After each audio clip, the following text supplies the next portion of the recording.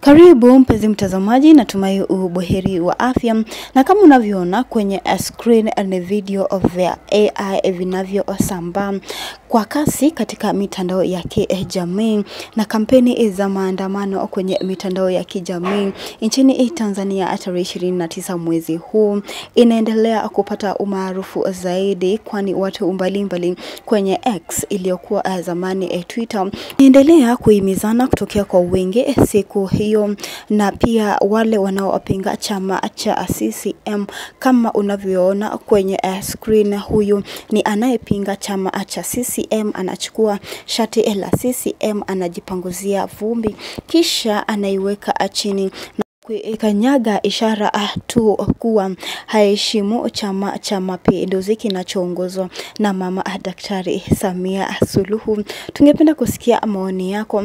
Pia tunajua kuwa naibu mwenyekiti wa Chadema aliweza kujulikana mahali alipo kupitia taarifa ya chama cha Chadema, aliweza kuachiliwa lakini bado ako korokoroni. Hii ni kulingana na maagizo kutoka juu, na ni agizo ambalo kera watu wengi sana, haswa wafuasi wa Chadema, na pia ni jambo ambalo pia limeongezea msukumo wa watu kuandamana, kwa maana mjibu wa ripoti hiyo kama unavyoona kwenye screen, aya ya mwisho ilikuwa taarifa kwa umma kuhusu kushikiliwa kwa Mheshimiwa John Heche. Aya ya mwisho inasema, pamoja na kosa hilo alilotajwa ambalo lina dhamana, jeshi la polisi limekataa kumpa dhamana, likisema kuwa kuna maelekezo kutoka juu kuwa aendelee kubaki mahabusu.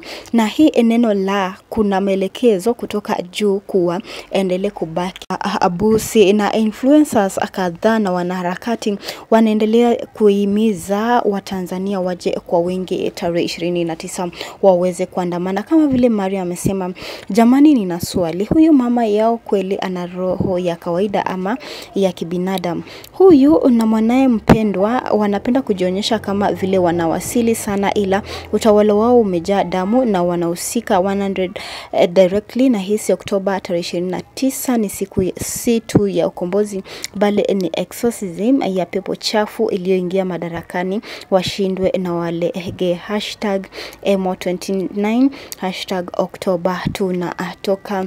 Na ni taarifa maandamano ambayo inaendelea kusambaa kwa kasi katika mitandao ya kijamii, hasa X iliyokuwa zamani Twitter. Ila Wizara ya Mambo ya Ndani na jeshi la polisi wameweza kuwaonya kuwa yeyote atakayeshiriki maandamano ataweza kukabiliwa na hatia kali sana, na wanawaonya Wanatanzania wasiweze kushiriki katika hii maandamano.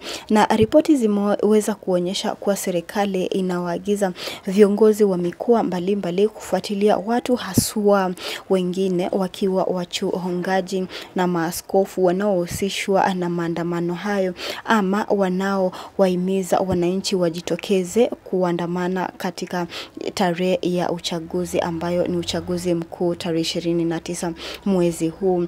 Na wito wa maandamano upo, lakini haujaidhinishwa rasmi na serikali. Hii ni kwa mujibu wa chama cha CCM.